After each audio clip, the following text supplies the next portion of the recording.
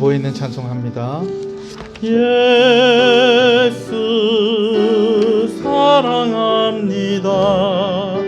사랑합니다.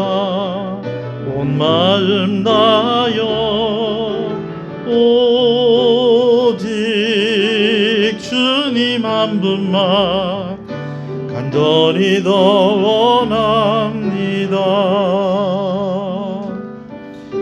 예수 사랑합니다. 사랑합니다. 온 마음 다여 오직 주님 한 분만 더 원합니다. 넘쳐나네 넘쳐나네 주를 향한 내 속에 갈망이 주님께로 날 이끌어 주소서. 주님을 더 원합니다. 넘쳐나네 넘쳐나네 주를 향한 내 속에 갈망이 주님께로 날 이끌어 주소서. 주님을 더 원합니다.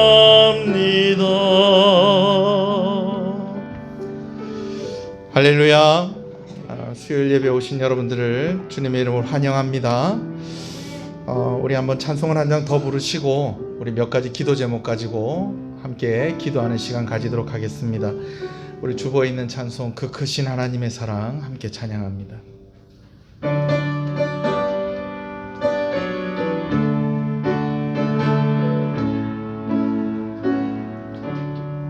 그 크신 하나님의 사랑 말로 다 영영 못하네. 더 높고 높은 별을 넘어 이 낮고 낮은 땅 위에 죄범한 영혼 구하려 그 아들 보내사 우리로 삼으시고 죄 용서하셨네. 하나님 크신 사랑은 증량 다 못하네. 영원히 변치 않는 사랑 성도여 찬양하세. 괴로운 시절 지나가고 땅 위에 영화세할 때 주 믿지 않던 영혼들은 큰 소리 외쳐 울었고 주 믿는 성도들에게 큰 사랑 베푸사 우리의 죄 사했으니 은혜 잊을까. 하나님 크신 사랑은 증량 다 못하네. 영원히 변치 않는 사랑 성도여 찬양하세. 하늘을 두루마리 삼고 바다를 먹물 삼아도 한없는 하나님의 사랑 다 기록할 수 없겠네. 하나님의 크신 사랑 어찌 닿았을까. 저 하늘 높이 쌓아도 채우지 못하리. 하나님 크신 사랑은 증량 다 못하며 영원히 변치 않는 사랑 성도여 찬양. 하나님 크신 사랑은 하나님 크신 사랑은 증량다 못하네. 영원히 멈지 않는 사랑 성도여 찬양하세.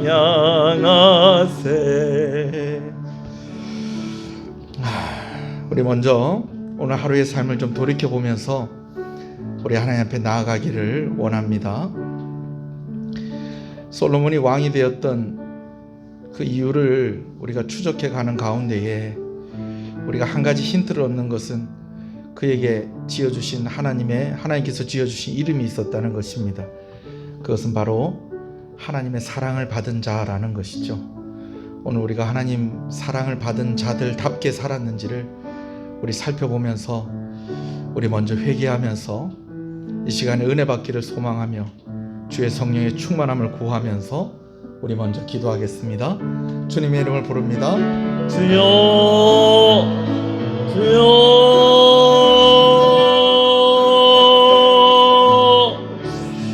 아버지, 오늘 아버지 오늘 주의장에 나왔습니다. 아버지 하나님의 사랑받는 자들로 아버지 우리를 불러주시는 것에 감사합니다. 그러나 아버지 하나님 연약하고 부족함을 고백합니다. 순결하지 못하고 정결하지 못하고 아버지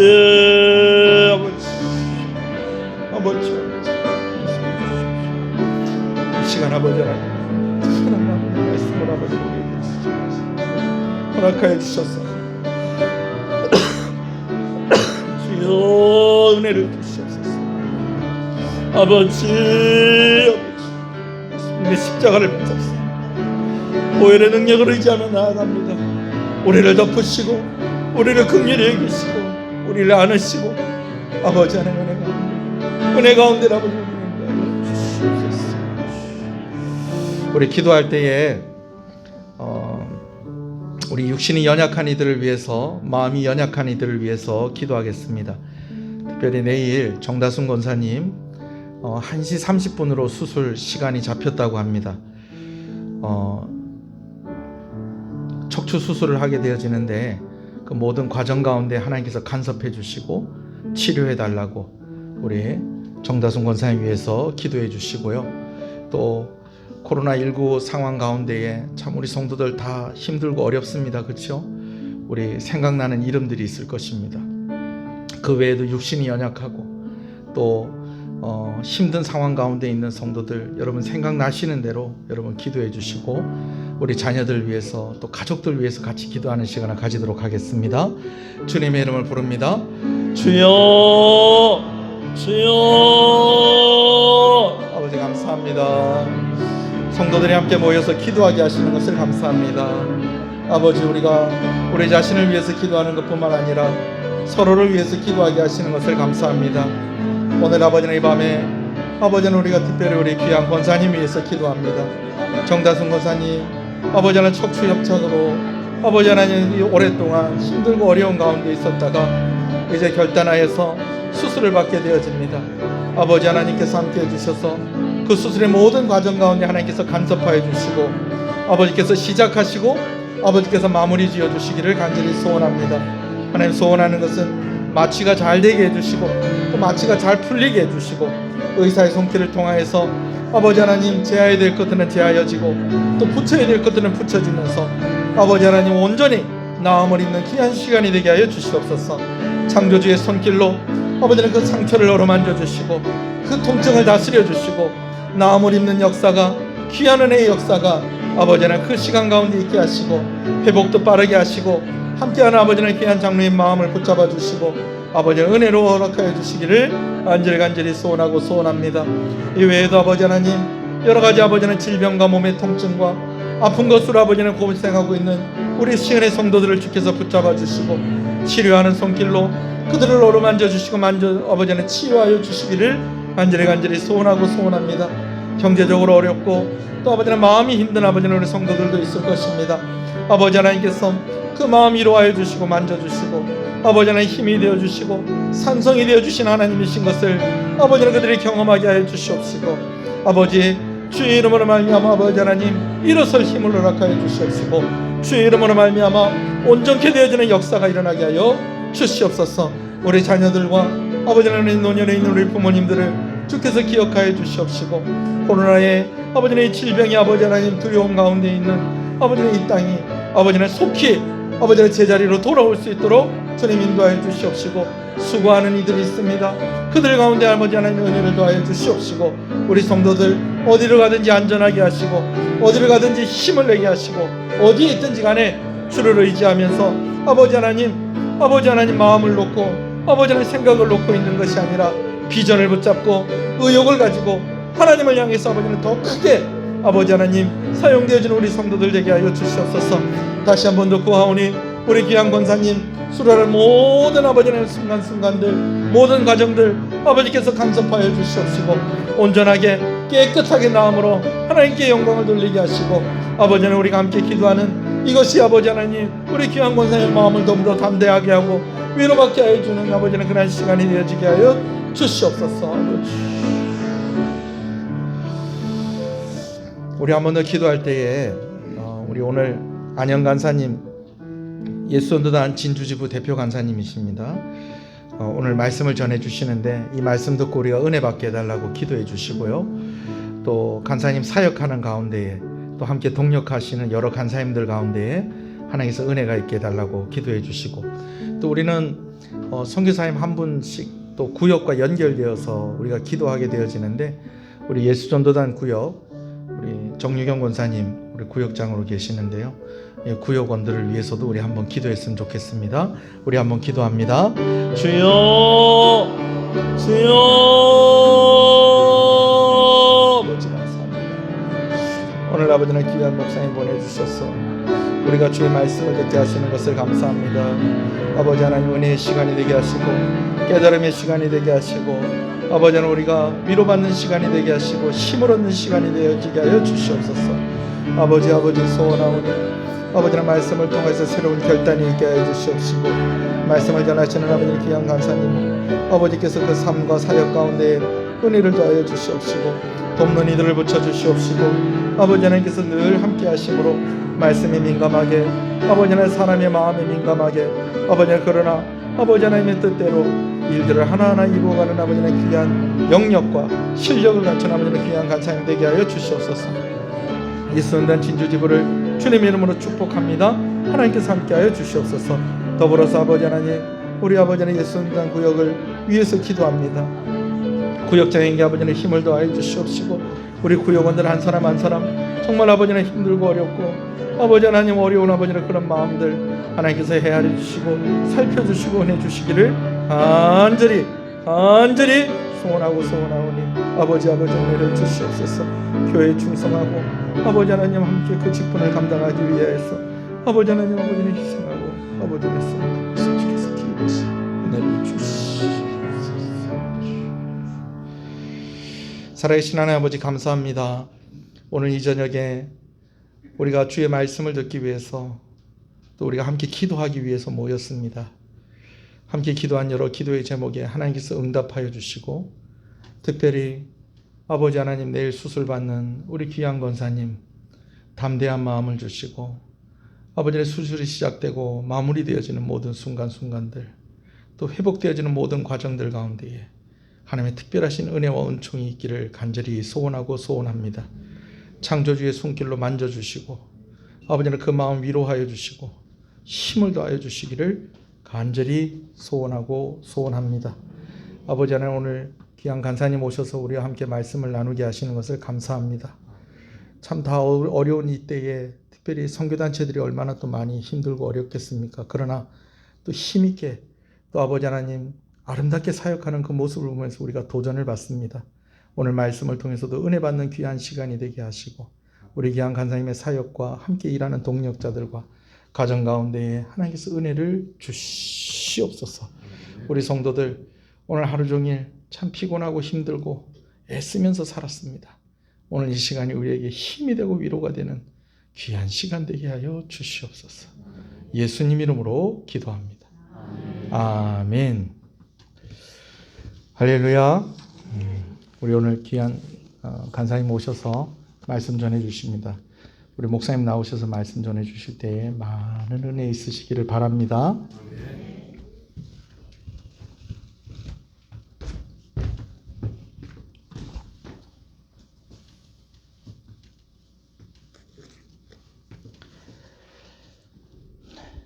할렐루야. 네, 또 오랜만에 뵙는 것 같습니다. 이 코로나라고 하는 상황이 이 반가운 얼굴들을 볼 수 없는 그 어려움이 제일 큰 어려움인 것 같아요. 그래서 함께 얼굴을 이렇게 만나 마주 대할 수 있다는 것만으로도 이게 얼마나 소중한 일인가 하는 것을 우리가 이때 또 배우게 되는 것 같습니다. 자, 우리 함께 말씀 한번 볼까요? 시편 60편 말씀입니다.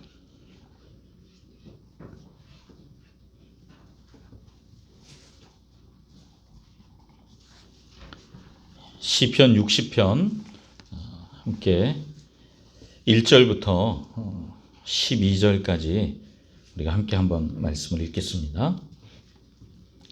자, 우리 한 목소리 한번 읽어볼까요? 시작.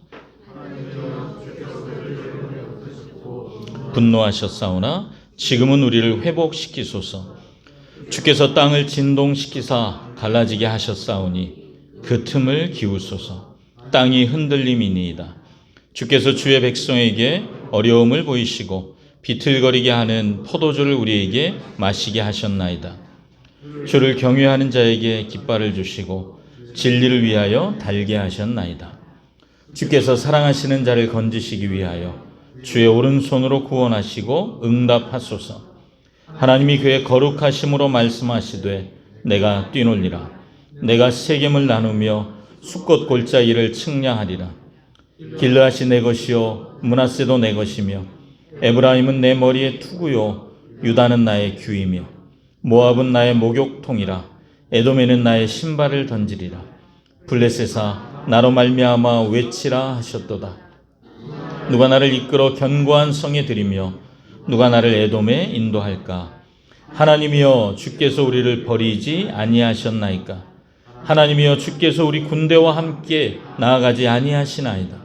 우리를 도와 대적을 치게 하소서. 사람의 구원은 헛됨이니이다. 우리가 하나님을 의지하고 용감하게 행하리니 그는 우리의 대적을 밟으실 이심이로다. 아멘. 네, 오늘 이 시편의 말씀 가지고 말씀의 제목을 이렇게 정해봤습니다. 상황을 파악하고 결론을 내리는 것은 하나님의 몫이다. 이런 제목으로 여러분과 함께 좀 나눠보고 싶습니다. 코로나라고 하는 상황이 이제는 1년 넘게 계속되니까 우리 모두에게 이 상황이 이제 익숙해져 가고 있습니다. 그래서 그 마스크를 쓰지 않고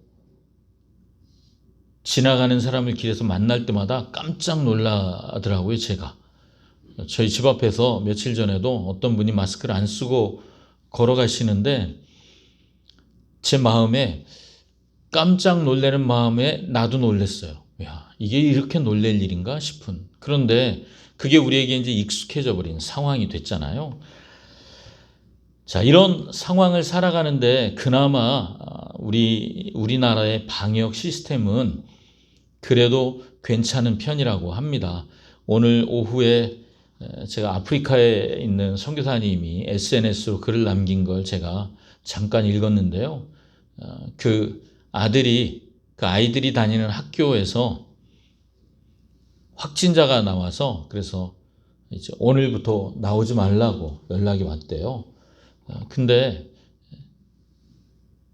모든 사람이 예상했던 일이라고 써놨더라고요.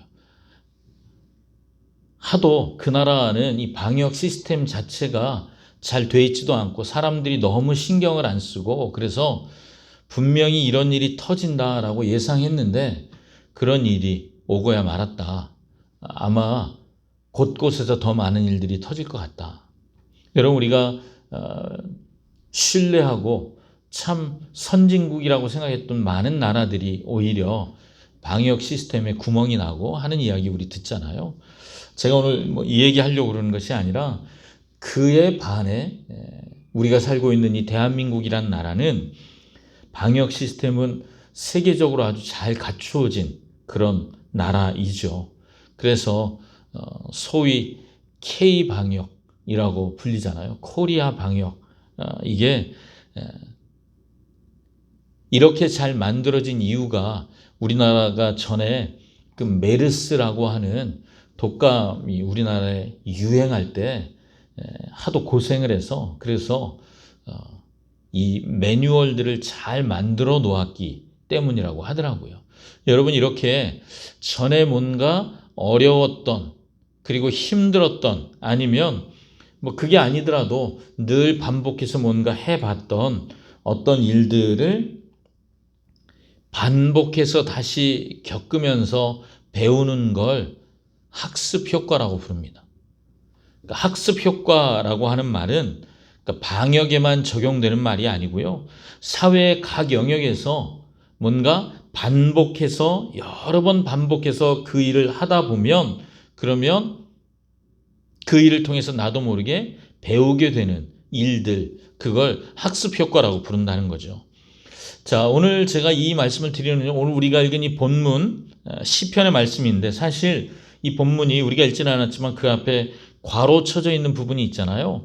거기에 앞에 부분들은 사실 우리가 잘 몰라도 돼요. 다윗이 교훈하기 위해 지은 믹담, 인도자를 따라 수사한 에두세 맞춘 노래, 이게 뭔지 잘 모르겠어요. 그런데 그 다음 문장을 보면 다윗이 아람 나하라임과 아람 소바와 싸우는 중에 요압이 돌아와 에돔을 소금 골짜기에서 쳐서 12,000명을 죽인 때에, 이것이 이제 이 시편의 배경이 되는 이야기다라고 여기 지금 적혀 있는 거예요.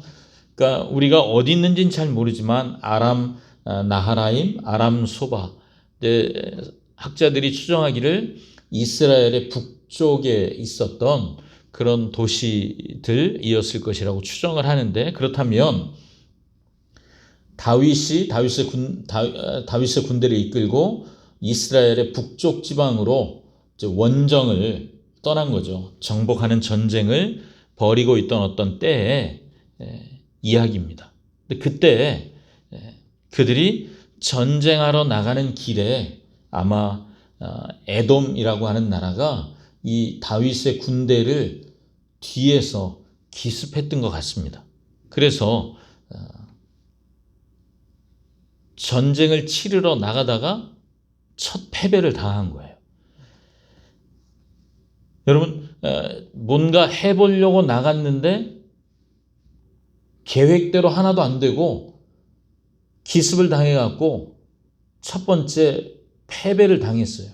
이기려고 나간 전쟁에서 첫 패배를 당한 거예요.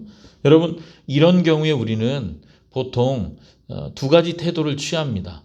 하나는 뭐냐 하면 역시 난 안 되는구나. 뒤로 자빠져도 코가 깨진다더니 역시 재수없는 놈은, 죄송합니다 이런 표현, 재수없는 놈은 아무리 애를 써도 안 되는구나. 이렇게 절망하고 좌절하는 것을 선택하는 한 모습이 있는가 하면, 또 하나는 네가 날 건드려 화가 잔뜩 나서 내가 너한테 아주 매운맛을 보여주겠다. 그리고 다시 반격을 준비하는 그런 또 하나의 모습이 있을 거예요. 자, 여러분은 어느 쪽이십니까? 두 번째세요. 난 당하고는 못 살아. 갚아줘야지 라고 생각하시는 쪽도 계실 거고, 어떤 분들은 싸움 뭘 하겠어. 지는 게 이기는 거지. 그러고 그냥 넘어가는 쪽도 있으실 텐데, 우리가 어떤 경우를 선택하든 그 선택은 종종 우리가 우리의 삶에서 배운 좀 전에 말씀드렸던 학습 효과를 따르는 경우들이 많이 있습니다. 이미 우리가 겪은 경험이 이미 우리 생각 안에 들어와 있어요. 그래서 우리 생각 안에 딱 어떤 사건을 만났을 때 생각하게 만드는 장치가 딱 작동을 해서, 그래서 나도 모르게 늘 내가 취하는 태도가 일정한 태도를 취하게 된다는 거죠. 자, 여러분, 그렇다면 오늘 시편에서 다윗은 어떤 태도를 취했는지 오늘 우린 그걸 좀 보고 싶습니다. 다윗이 처음으로 고백하는 말은 우리가 함께 읽었지만 1절에 다윗이 말하는 고백의 핵심은 한 문장으로 요약하면 이겁니다. 하나님이 우리를 버렸다. 다윗은 그들이 전쟁에서 맛본 패배가 하나님이 그들을 버려 흩으셨기 때문이다 라고 고백합니다. 자, 여러분, 하나님이 날 버리셨다. 여러분 혹시 이 말을 딱 듣는 순간 여러분은 어떤 생각이 드십니까? 큰일 났다. 이런 생각이 드십니까? 아니면 뭐 그럴 수도 있지. 이런 생각이 드십니까? 큰일 났다. 예. 하나님께 버림받았다는 거 이거 정말 큰일 날 일이잖아요. 그런데 다윗의 태도를 보면 이게 하나님께 버림받았다라고 고백하고 있는데 절망을 하거나 이젠 다 끝났다. 이렇게 낙심하고 포기하는 것이 아니에요. 오히려 그 반대예요. 하나님이 전쟁에 패배를 주셨다면 동시에 승리도 하나님이 주실 수 있다. 이렇게 생각하는 거예요. 여러분, 하나님이 역사의 주관자이십니다. 그렇죠? 이 사실을 믿으신다면 우리가 절망적인 상황에서나 또 희망적인 상황에서나 우리가 같은 태도를 취해야 되겠죠. 다윗이 지금 그 태도를 우리에게 보여줍니다.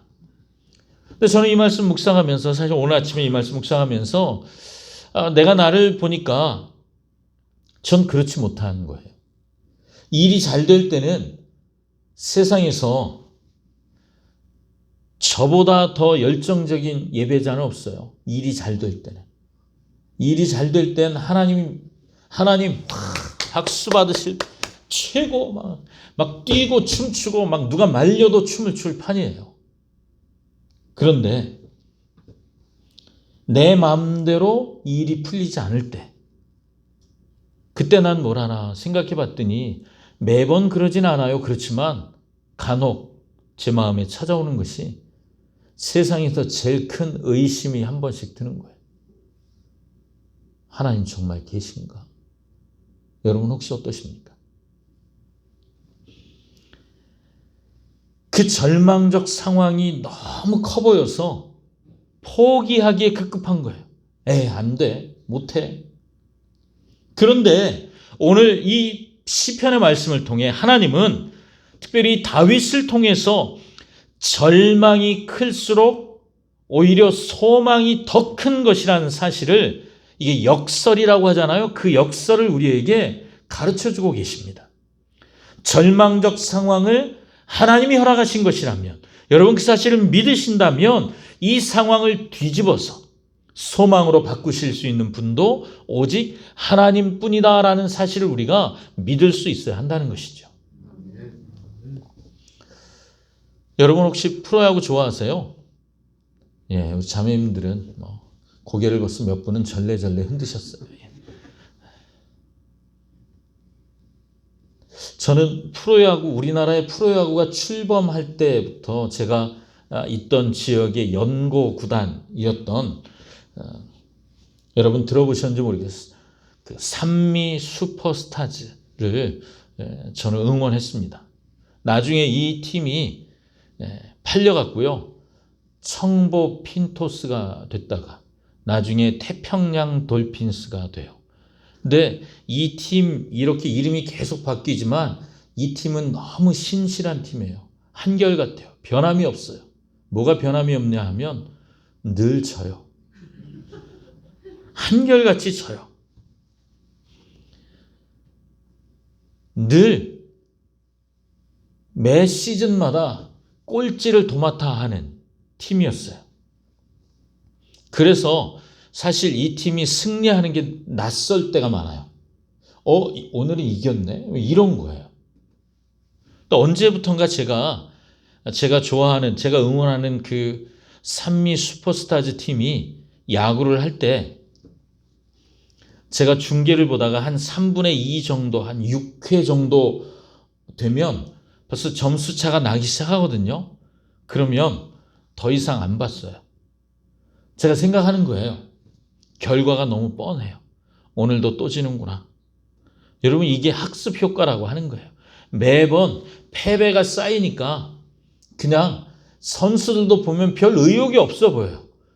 이렇게 한 5회 지나고 오늘도 졌나 보다 그러는 것 같아요, 선수들도. 그러니까 전부 이게 학습 효과인 거예요. 내가 살아오면서 반복되는 일들을 경험하다 보니까 안 되는구나. 그리고 나중에 그 승패 결과를 확인해 보면 제가 예상한 대로 대부분 이 팀은 거의 역전승이 없어요.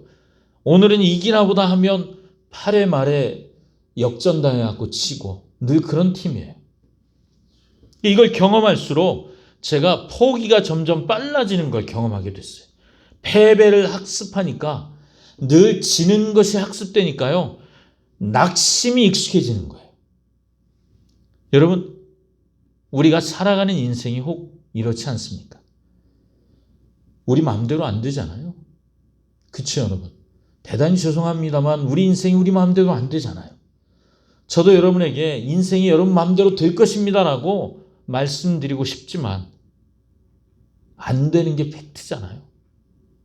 내 마음대로 안 되는 일들을 많이 경험할수록 우리는 점점 더 빨리 포기하는 학습 효과를 우리가 자꾸 경험하는 거예요. 그래서 점점 포기가 더 빨라져요. 안 되나 봐. 에이, 못하겠어. 때로는 그것이 지혜롭게 여기지기도 합니다. 안 될 일은 빨리 접는 게 좋아. 그래서 오늘 우리가 시편에서 만나는 이 다윗이 내리는 결정이 우리에게는 좀 낯설게 느껴질 수 있습니다. 전쟁에 나갔는데 첫 판에 깨진 거예요. 여러분, 이거 징조가 불안한 거 아니에요? 이거 왠지 불안한데? 낌새가 안 좋은데? 여기서 철수해서 집으로 돌아가는 게 좋지 않을까? 이게 현명한 선택이 아닐까 하는 생각을 우리가 자연스럽게 하게 되지 않습니까? 여러분, 근데 사실 상황이 절망적이라고 하는 건 이게 팩트예요. 요즘 쓰는 말로 사실이에요. 이게 너무 분명한 팩트 사실이에요. 다윗도 에돔의 이 기습에 전쟁에서 뜻밖의 패배를 당했습니다. 이건 사실이에요. 일어난 일이에요. 그런데 당시의 세계관, 당시의 사람들이 갖고 있는 이 생각은 어떤 것이 있었냐 하면 전쟁에서의 패배는 신에게 버림받는 일이라는 생각을 갖고 있었어요. 그것이 그 당시의 사람들의 생각이었습니다. 그런데 그래서 그들은 자연스럽게 이것이 다윗의 말뿐만 아니라 모든 사람이 할 수 있는 고백인 거예요. 전쟁에서 졌다. 아, 하나님 우리를 버리셨구나. 하나님께 버림받았다고 인정했어요. 다윗이 하는 말이 하나도 틀린 게 없어요. 그것이 그 당시에 사람들이 생각할 수 있는 그 생각에 충실한 선택이고 판단입니다. 그런데 다윗이 여기서 상황을 바라보는 새로운 눈을 우리에게 보여주는 거예요. 모든 사람이 절망하는 그 상황을 소망으로 뒤집어 놓는 거죠. 하나님이 우리를 버리셔서 우리가 전쟁에 졌다면, 그러면 지금이 이 상황, 모든 것이 다 끝나고 하나님 우리를 버리셨으니까 이 전쟁 앞으로 계속 칠 거야. 우린 계속 치고 말 거야. 망할 거야. 라고 하는 이 생각을 잠시 뒤집어서, 아니 지금이라도 하나님 우리와 함께 하시면 승리는 우리의 것이 될 수 있는 거 아니야? 라고 생각하는 다윗의 이 생각이 생각에 전환을 가져오고 있는 거예요. 여러분, 상황을 바라보며 절망하기에 급급하고 늘 포기하기에 빠른 저 같은 그런 사람에게 하나님은 다윗을 통해서 다시 한번 우리에게 너 상황을 바라보는 새로운 눈을 가져보지 않을래? 라고 오늘 우리에게 말씀하시는 거죠. 여러분, 절망하며 이 상황이 여기서 끝이다 라고 하는 생각하는 그런 나에게 하나님이 끝이라고 말하기 전에, 그러니까 나는 끝이다 라고 생각하는데 하나님 우리에게 뭐라고 말씀하시냐면 내가 끝이라고 말하기 전에 네가 먼저 결론 내리지 마라고 오늘 우리에게 말씀해 주시는 거예요. 하나님이 내리지 않은 결론을 성급하게 내가 먼저 결론 내리고 끝났다라고 말해버리는 것이 가장 어리석다는 거죠. 상황을 내가 판단하고 그리고 내가 먼저 내리는 결론이 옳은 것이라고 생각하는 것이 우리 생각이에요. 그래서 여러분, 우린 종종 그렇게 하잖아요. 내가 생각해서 내가 판단하고 내가 상황을 정리하고 결론을 내려버려요. 그래서 이런 노래가 나온 거 아니에요? 여기까지가 끝인가 보. 예. 우린 익숙해요.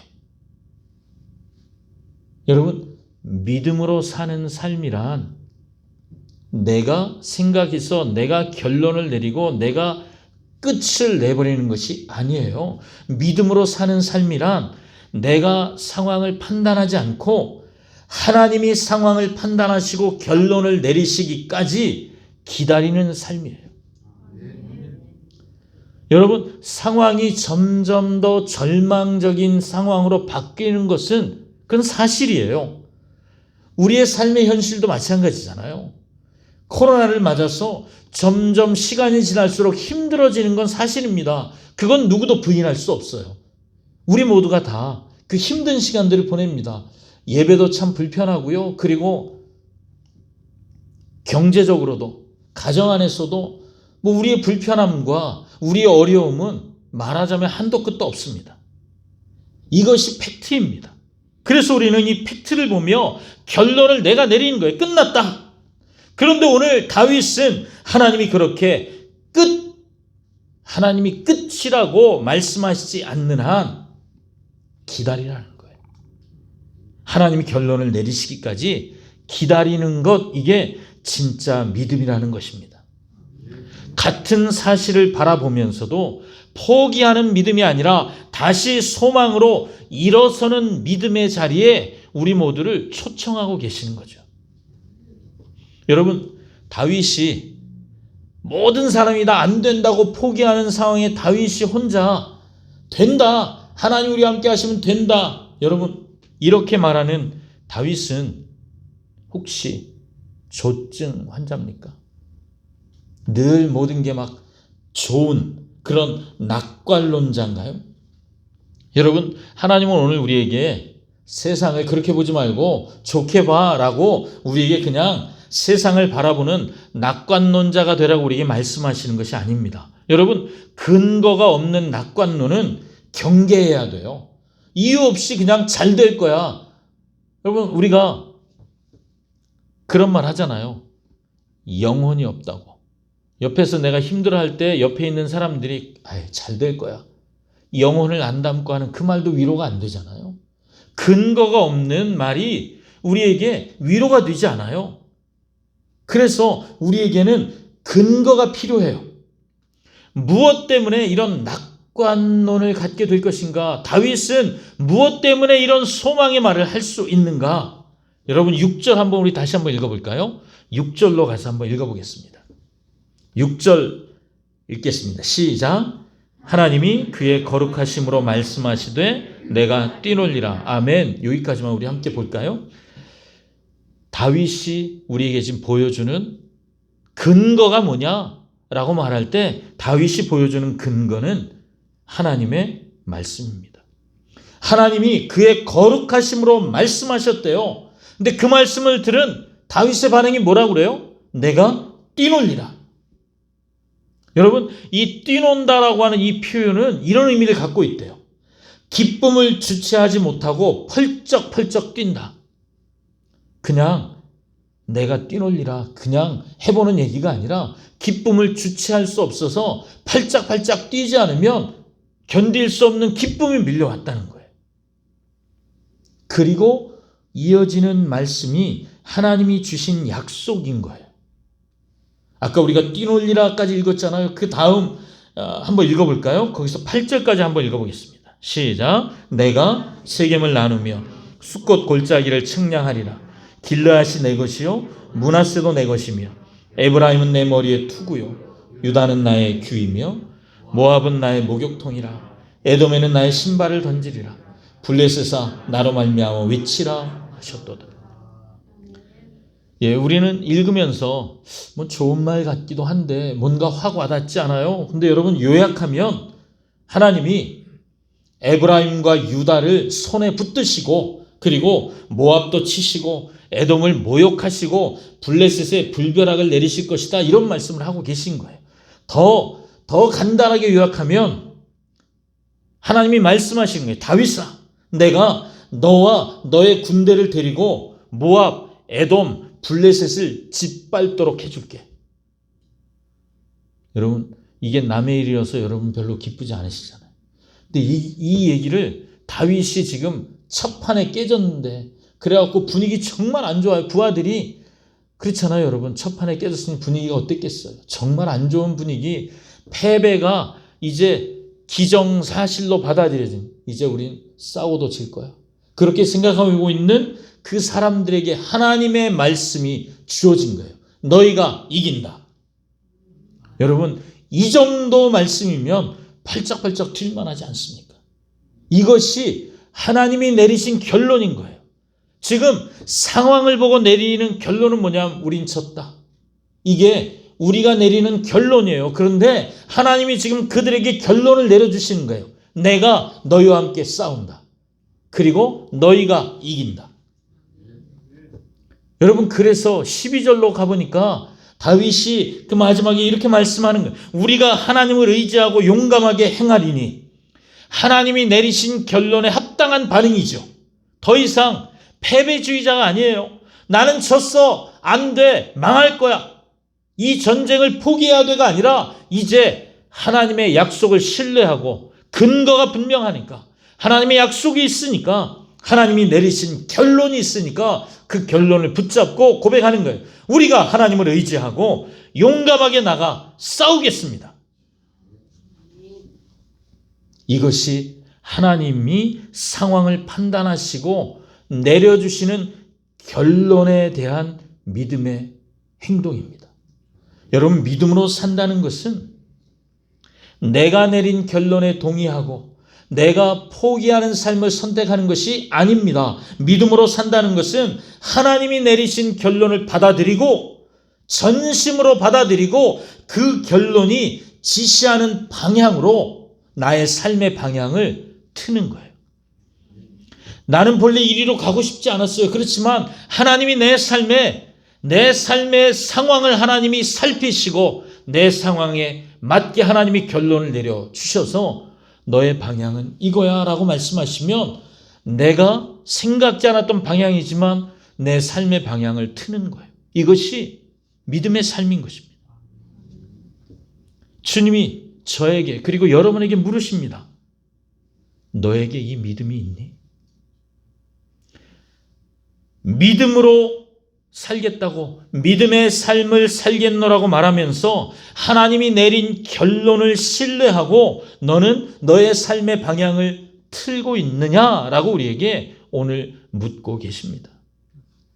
더 이상 절망이라고 하는 상황을 받아들이지 않고 돌아서서 절망의 반대편으로 너는 움직일 수 있니? 라고 우리에게 물으시는 거죠. 얼마 전에 저는 그런 묵상을 했었습니다. 여러분, 두려움이란 온 세상에 우리가 믿는 하나님 외에 온 세상의 모든 종교는요, 두려움으로 사람을 조종합니다. 두려움에 휩싸여서 두려움이 시키는 대로 이끌려 다니는 거예요. 그러니까 여러분, 두려움은 더 큰 두려움을 만듭니다. 그러니까 두려움이 내 안에 있으면 별거 아닌 거에도 깜짝깜짝 놀라는 거예요. 두려움이 나를 이끌어가는 거죠. 근데 그 두려움의 반대편으로 돌리려면 어마어마한 에너지가 필요한 거예요. 늘 두려움에 끌려다니는 것이 내게 익숙하기 때문에. 믿음이란 그 반대편으로 돌아서는 거예요. 근데 오늘 하나님이 우리에게 다시 한번 믿음의 삶이란 하나님이 내린 결론을 신뢰하고 내 인생의 방향을 하나님이 지시하는 쪽으로 트는 것을 믿음이라고 말씀하시는 거죠. 근데 여러분, 하나님은 우리에게 맹신을 강요하시는 분이 아니에요. 맹신이라는 게 뭐죠? 맹목적인 믿음이에요. 하나님은 오늘도 우리가 찾아봤잖아요. 하나님 우리에게 근거를 주시고 그 근거에 동의하도록 우리를 설득하시는 분입니다. 그리고 그렇게 동의한다면 방향을 틀어서 하나님이 가라고 하는 그 길을 가야 한다고 말씀하시는 거예요. 분명히 다윗도 이 전쟁이, 여러분 우리가 사무엘서나 또 다른 성경을 보면 다윗이 전쟁에 나가기 전에 하나님께 먼저 묻습니다. 그리고 나가는 거예요. 이 전쟁도 마찬가지예요. 하나님께 묻고 시작한 전쟁에서의 패배가 얼마나 충격이겠어요. 하나님이 가라고 해서 왔는데 일이 안 돼요.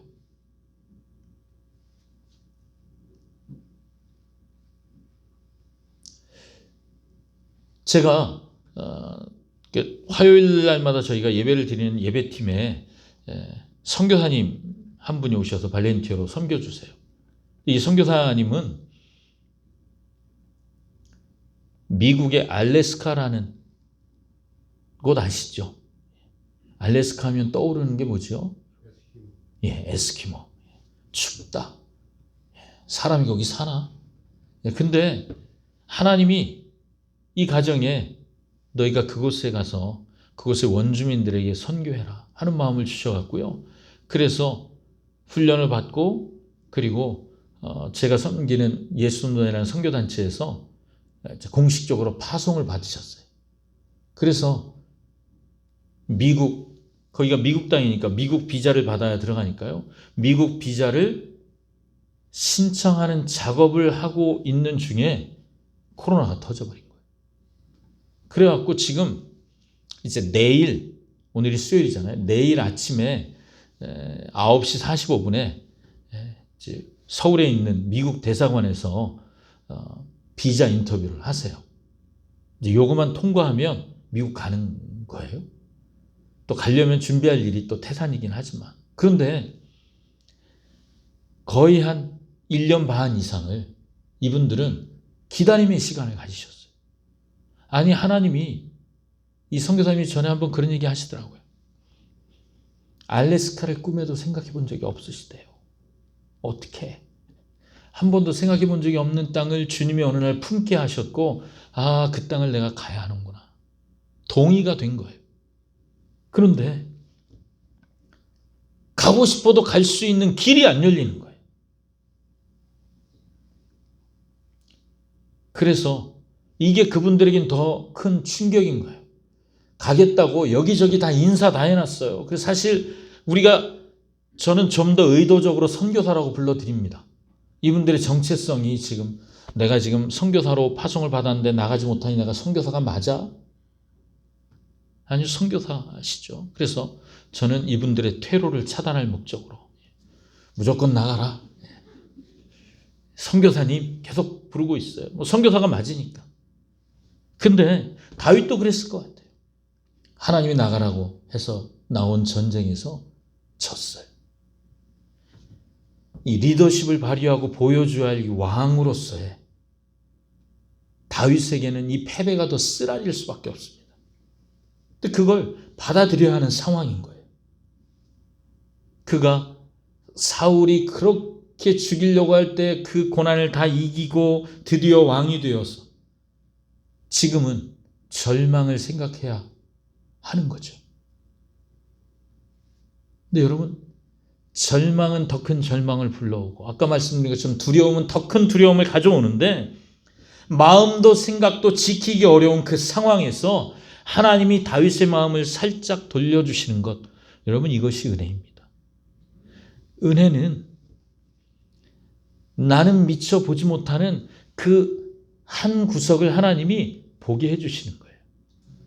여러분, 계시라고 하는 말, 이단들이 자꾸 써갖고 이게 굉장히 어려운 말 같지만 사실은 하나님이 우리에게 계시를 열어주시기를 저는 정말 원합니다. 아멘. 무서운 일 아니에요. 계시는 이런 의미가 있다고 해요. 커튼이 이렇게 쫙 쳐져 있는데 커튼의 끝을 살짝 들추고 그 안을 들여다보는 기회를 하나님이 우리에게 주시는 거예요. 하나님이 쳐놓으신 커튼에 하나를 살짝 들추시고, 사랑하는 자녀들에게 내가 너에게 보여주고 싶은 게 있어. 한번 봐. 이게 계시가 열리는 거라는 거예요. 여러분, 은혜는 그때 깨달아지는 거예요. 아, 절망이 아니라 여기 소망이 있구나. 이걸 보는 것이 은혜라는 거죠. 여러분, 우리가 아까 1절 이렇게 읽었잖아요. 주께서 우리를 버려 흩으셨고 분노하셨사오나 지금은 우리를 회복시키소서. 다윗이 기도하는 거예요. 뭔가 깨닫고 하는 기도죠. 이렇게 말하는 거예요. 하나님, 다 끝났어요. 망했어요. 그래서 하나님이 이제 하십시오. 이것이 지금 다윗이 하는 기도예요. 하나님, 다 끝났어요. 망했어요. 그런데 하나님, 이제 하나님이 하실 때요. 하나님 하십시오. 여러분, 이렇게 고백할 수 있는 것이 은혜예요. 이것이 전환을 가져오는 거예요. 나에게 다른 것이 더 필요한 게 아닌 거예요. 능력이 없어서, 운이 없어서, 때가 안 맞아서, 도와줄 사람이 없어서, 돈이 없어서 망했어요. 우리는 그렇게 생각할 수 있다는 거예요. 근데 사실 따지고 보면 이게 팩트예요. 사실이에요.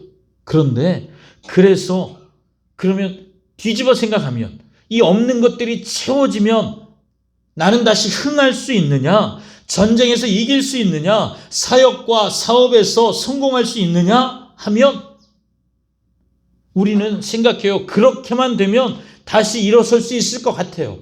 그런데 그것이 우리 착각일 수 있다는 거죠. 그것들이 없어서 망한 것이 아니라, 그것들이 없어서 진 것이 아니라, 그것들이 없어서 넘어진 것이 아니라는 거죠. 그냥 하나님이 하신 거예요. 하나님이 내 삶에 이해할 수 없는 어떤 일들을 하신 겁니다. 그러니 나에게 부족한 능력이 더 필요한 것이 아니라 지금 필요한 것은 하나님 그분이에요. 하나님이 날 여기까지 인도하셨다면, 하나님, 나는 이해할 수 없는 이 상황에서 이제 하나님이 일하실 때입니다. 하나님이 나를 여기까지 인도해 오셨다는 사실 여러분 믿으십니까? 그렇다면 나를 다시 일으키실 하나님을 붙잡을 때가 지금이라는 거죠. 하나님 앞에 나가면 되는 거예요. 하나님께 맡기면 되는 것입니다. 그래서 다윗이 고백하잖아요. 지금은 우리를 회복하소서.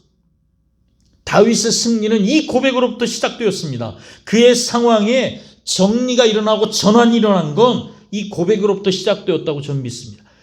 하나님, 지금은 하나님이 일하실 때입니다. 지금은 우리를 회복하소서. 망했어요. 다 끝났어요. 이제는 아무것도 할 게 없어요. 그런데 하나님, 지금 하십시오. 그렇게 기도했는데 안 되면 어떻게 해요?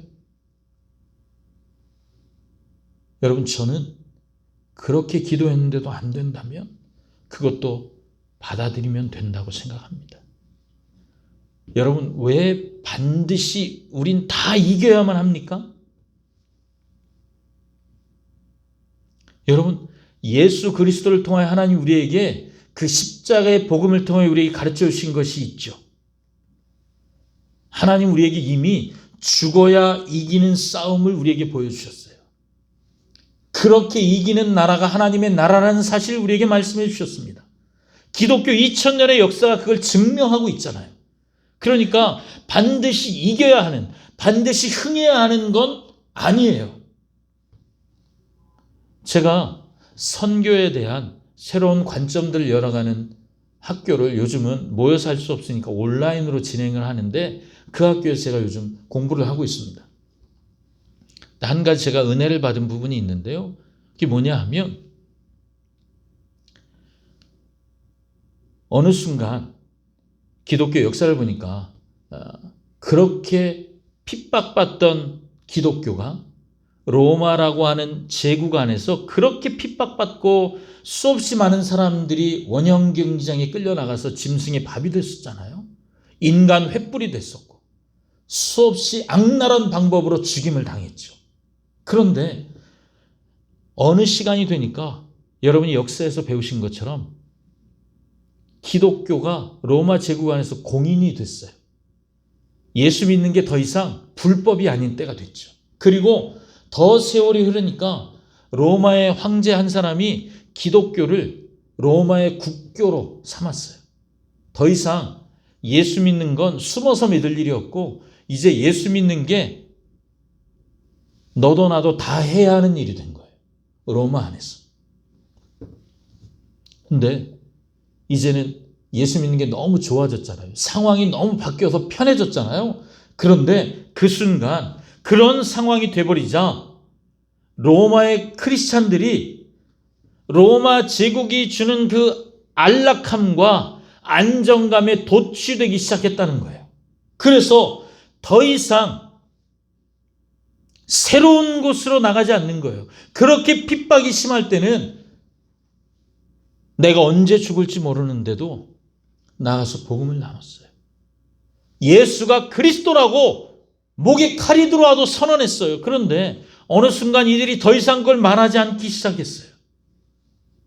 그리고 안전한 로마라고 하는 세상에서 제일 강력한 나라의 국경 안에서만 살면 안전하니까 그 안에만 있는 거예요. 근데 어느 날 로마의 국경을 넘어서 로마 사람들이 야만족이라고 부르던 게르만족들이 막 몰려오기 시작했어요. 여러분, 예수 믿는 사람들이 이건 또 다른 위기잖아요. 지금 이 안에서 편안하게 이제 예수 믿을만 한데 이제 예수 믿을만 한데 전쟁이 나버렸어요. 그리고 야만족들이 막 몰려오기 시작하는 거예요. 근데 여러분, 세월이 흐르고 놀라운 일이 일어났어요. 기독교는 위기를 만났었는데 시간이 흐르니까 어떤 결과가 나왔냐 하면 게르만족들이 예수를 믿게 됐어요. 하나님이 하나님의 복음을 멈출 거야라고 결론을 내리지 않으셨어요. 그러니까 하나님의 복음은 멈추지 않고 가는 거예요. 하나님이 멈추지 않으시니까 복음도 멈추지 않는 겁니다. 그런데 스스로 결론을 내린 거예요. 난 여기서 멈춰. 여기가 안전해. 여기가 좋아. 사람들이 그렇게 결론을 내렸어요.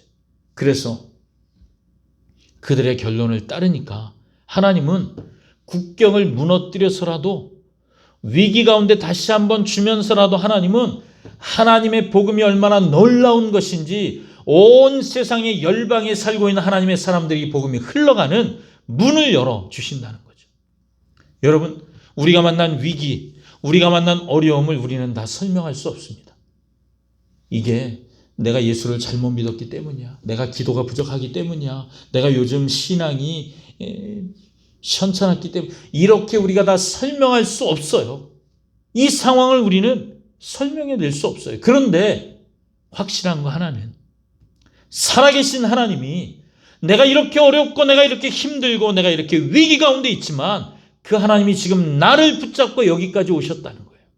그리고 하나님이 여기가 네 삶의 끝이야 라고 우리에게 결론 내리지 않으셨기 때문에 우리가 스스로 결론 내지 말고 여기서 멈출 수 없다는 거죠.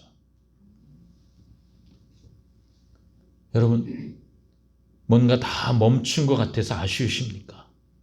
예, 아쉬울 수 있죠.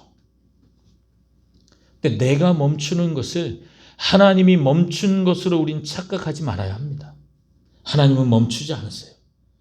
하나님은 하나님의 일을 지금도 하고 계십니다. 하나님은 하나님의 나라의 일을 하나님이 하세요. 우리의 도움이 필요하신 것이 아니라 그분이 하시죠. 그리고 그 놀라운 일에 우리가 함께 할 수 있는 특권을 우리에게 주고 계시는 거죠.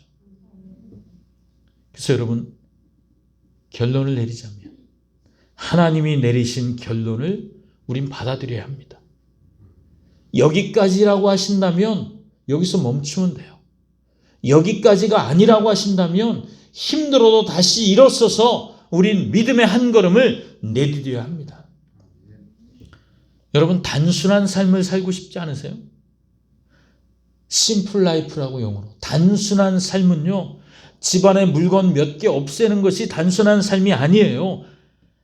그것이 우리가 갖고 있는 심플 라이프에 대한 오해예요. 진정한 단순한 삶은 하나님의 결론에 동의하고 하나님의 결론이 이끄시는 대로 순종하는 삶이에요. 이게 단순함이에요. 하나님이 내리신 결론은 다윗의 이야기로 돌아가 함께 얘기해 보자면요. 하나님이 내리신 결론은 다윗과 다윗의 부하들이 에돔 사람 12,000명을, 사무엘 하나 역대상에 보면 18,000명이라고 표현되어 있어요. 어쨌든 대승을 거두는 것이었습니다. 하나님은 다윗이 선포한 대로 이기게 하셨다는 거죠. 하나님의 결론이 사실이라는 걸 보여주셨다는 거예요. 하지만 나의 결론이 다윗의 결론과 달라도 괜찮습니다. 이것을 인정하는 것이 믿음의 삶이기 때문에 그렇습니다. 하나님은 나에게 같은 길을 걷게 하실 수도 있고 다른 길을 걷게 하실 수도 있습니다. 하나님의 주권을 인정하는 것, 그것이 믿음의 삶의 시작입니다. 아멘. 오늘 저와 여러분이 하나님이 내리신 결론을 쫓아 믿음의 한 걸음을 내디디시는 그 단순하지만 세상을 바꾸는 그 행진에 저도 여러분도 함께 하실 수 있기를 축복합니다. 우리가 좀 기도할까요?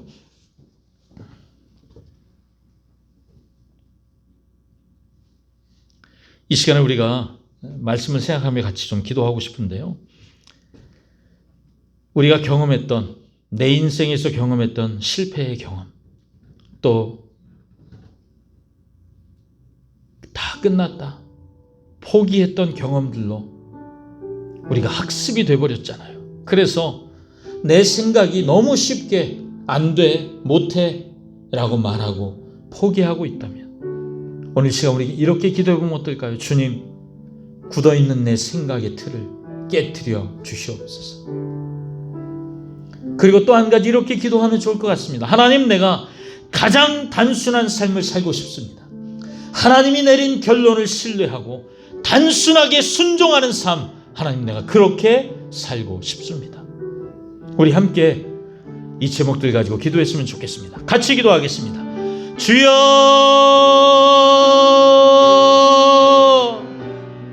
주여. 하나님, 이 시간 우리가 주의 이름을 다시 한번 부릅니다.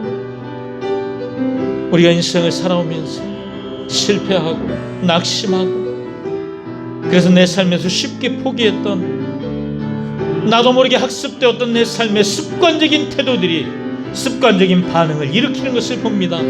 하나님, 나도 모르게 굳어버린 내 생각의 틀들을 주여 예수 이름으로 깨트립니다.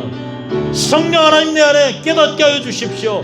내가 어떤 부분에 있어서 이미 굳어버린 생각 속에 갇혀 있는지, 하나님, 내가 어떤 생각의 틀에 갇혀서 벗어나지 못하고 있는지, 여전히 주께서 말씀하시지만 내 마음의 완고함이 무엇인지, 그 말씀이 내린 결론을 받아들이지 못하는 내 안의 완고함이 어떤 것인지 하나님 보게 하여 주시옵소서.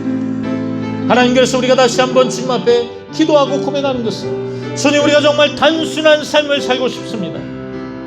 주님이 내리신 결론을 온전히 쫓아 믿음으로 순종하는 가장 단순한 삶, 복잡하게 생각하지 않고 하나님의 말씀을 쫓아 믿음으로 순종하는 이 한 걸음의 삶을 살게 되기를 원하오니 주님, 우리를 그렇게 인도해 주십시오. 우리 그 믿음의 한 걸음을 걷는 자 삼아 주십시오. 하나님, 지치지 않고 이 길을 걸어갈 수 있도록 하나님, 우리가 서로 손잡는 공동체 되게 하여 주시옵소서. 한 번만 더 기도하고 싶은데요, 공동체를 위해서 함께 기도했으면 좋겠습니다. 같은 생각을 품는 것이 너무 중요하잖아요. 한 공동체, 하나님 주신 그 결론을 함께 품고 한 방향으로 서는 것은 너무 중요하잖아요. 교회 공동체도 마찬가지고요, 가정 공동체도 마찬가지잖아요. 하나님, 내가 속해 있는 우리 가족이, 내가 속해 있는 우리 시은교회 공동체가 함께 하나님이 내리신 결론에 믿음으로 동의하고 함께 이 단순한 믿음의 삶을 살 수 있도록 주님, 우리 공동체를 하나로 묶어 주십시오. 한 사람도 낙오하지 않고 같은 마음으로 공동체를 세워가도록 성령 하나님 인도하여 주시옵소서. 우리 다시 한번 주의 이름 부르고 기도하겠습니다. 주여,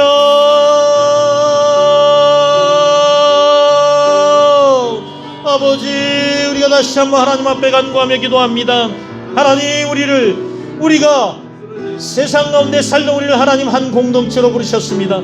하나님, 그래서 우리가 주님 묶으신 대로 우리가 가족 공동체가 되었고 하나님이 시은교회 공동체가 되었습니다. 하나님, 우리가 다시 한번 주 앞에 간구하며 고백하는 것은 하나님이 내리신 결론에 우리 모두가 믿음으로 함께 동의하며 하나님 주신 비전을 쫓아 한 믿음으로 걸어가는 믿음의 공동체 되기를 원합니다. 하나님, 우리가 단순해지기를 원합니다. 복잡하게 생각하고 너무 많이 생각해서 멈추고 후퇴하고 뒤로 돌아서지 말게 하시고, 하나님, 우리가 주의 말씀을 단순하게 적용하고 믿음으로 순종하며 한 걸음의 믿음의 삶을 시도하는 순종하는 공동체 되게 하여 주시옵소서. 하나님, 그래서 우리가 서로 손잡길 원합니다. 우리 가족 중에 그 누구도 낙오하지 않게 해주십시오. 하나님, 우리 교회 공동체 안에 그 누구도 낙오하지 않게 해주십시오. 같은 마음으로 공동체를 세워가는 하나님의 은혜를 맛보는 자들 되도록 주님 우리 가운데 일하여 주시옵소서. 하나님, 우리 시은교회 목사님을 비롯한 리더십들을 주의 이름으로 축복합니다. 하나님, 리더십 안에 하나님의 지혜를 주시고 명철을 주시며 하나님의 은혜를 도와주셔서 하나님이 내리신 결론에도 예민하고 민감해지게 하시고 그 결론을 함께 지체들과 나누며 겸손하게 주 안에서 하나 되어, 그래서 하나님이 기뻐하시는 방향을 선정하고 함께 나아갈 수 있도록 하나님, 우리 시은교회와 이 공동체를 축복하여 주시옵소서. 예, 주님, 우리가 주의 이름으로 다시 한번 주 앞에 간구하며 나아갑니다. 성령님 역사하시고 일하여 주시옵소서. 주님, 오늘도 우리에게 다윗의 이야기를 통해 말씀해 주셔서 감사합니다. 하나님, 우리가 주의 말씀을 믿음으로 취합니다. 하나님, 일하여 주시옵소서.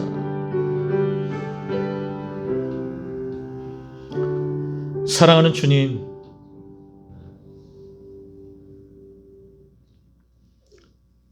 그렇게 뛰어난 하나님의 사람이었던 다윗도 전쟁에서 패할 때가 있었고 죄 가운데 넘어질 때가 있었던 것을 저희들이 압니다. 하나님, 그럼에도 그가 하나님의 사람이었던 이유는 하나님이 베푸신 은혜의 작은 틈을 놓치지 않는 사람이었기 때문입니다. 주님, 우리가 그렇게 주님 앞에서 살고 싶습니다.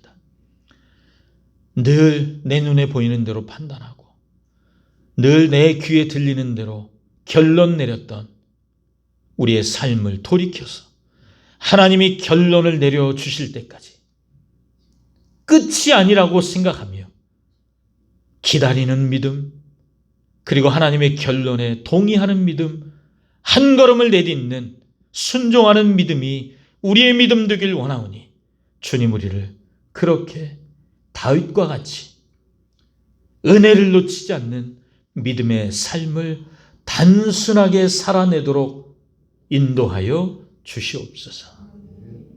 하나님,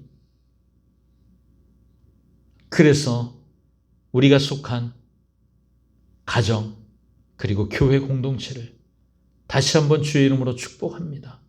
성령 하나님, 한 사람의 낙오자도 없도록 주님, 우리를 서로 손잡고 일으켜주는 지혜로운 공동체 되게 하여 주시고 하나님의 은혜를 맛본 자들이 그 은혜를 흘려보내는 소통과 교감이 일어나는 공동체가 되게 하여 주시옵소서.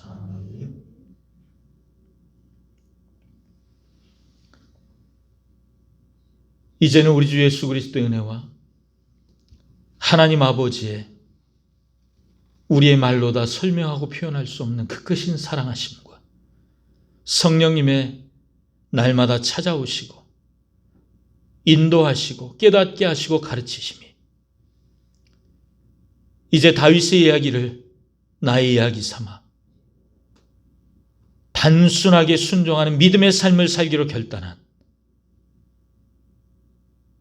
하나님의 사람들 그리고 시은교회 위에 이제부터 영원토록 함께 하시기를 간절히 축원하옵나이다. 아멘.